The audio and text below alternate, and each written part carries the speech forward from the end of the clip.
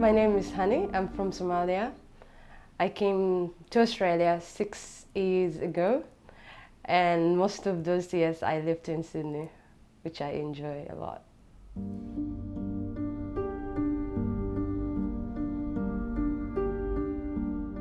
After 8 days on the boat journey, we finally arrived Christmas Island, where I called home. Life in Christmas Island was a mixed emotions. Sometimes it was so great that you could forget your own past and enjoy what you got. And sometimes it was fence full of tears.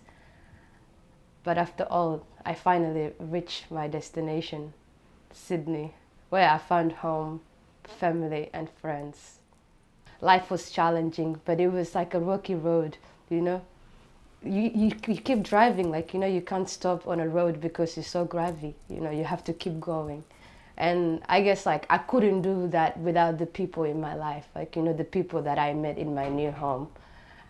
And yeah, and writing that, I write a lot about these things, and that makes me happier even on the darkest moments.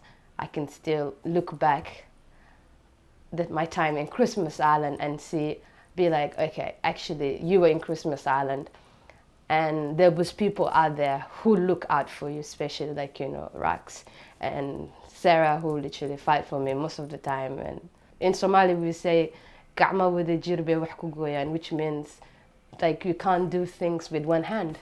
You sometimes need both of them. Every journey it was rocky, but finally there was an end. And along that, I didn't felt I was doing a lot alone.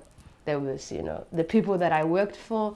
There's like, people who support me, my community, the neighborhood. Yeah, like, the most amazing thing happened to me is to be able, to come to a new country, to start all over again.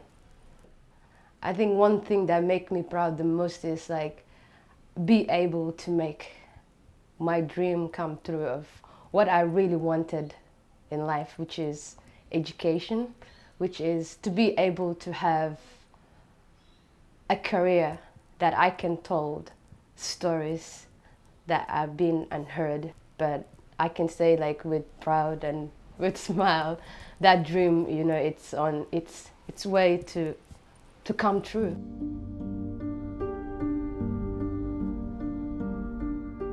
Journalism is one thing that I dreamed of since I was young. And I remember, like, when I was young, I used to take water bottle and pretend to report from Baghdad. But now, like, like looking back, and I'm like, why did I really wanted to go to Baghdad? Like, and that time Baghdad was pretty on fire, like, so do Somalia and other parts of the world. I do think journalism, it's my hope. It gives me, I guess, inner life.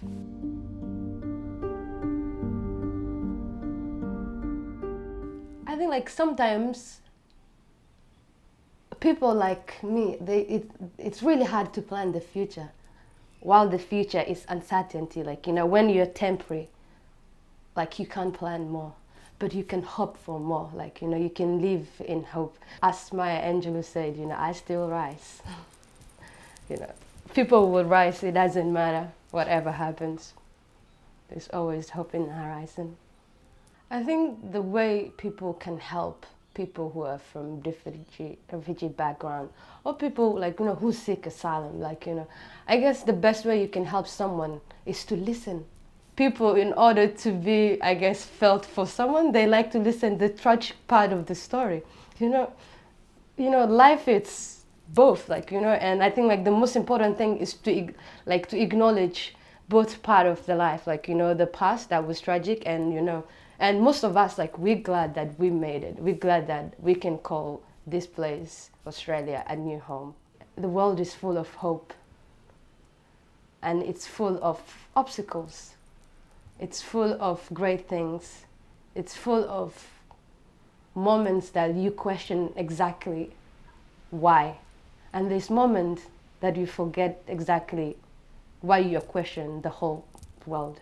But it's still a beautiful place, and with kindness, we can all live in harmony. But always remember, like, who you are, where you come from, and what you exactly want to contribute to the world.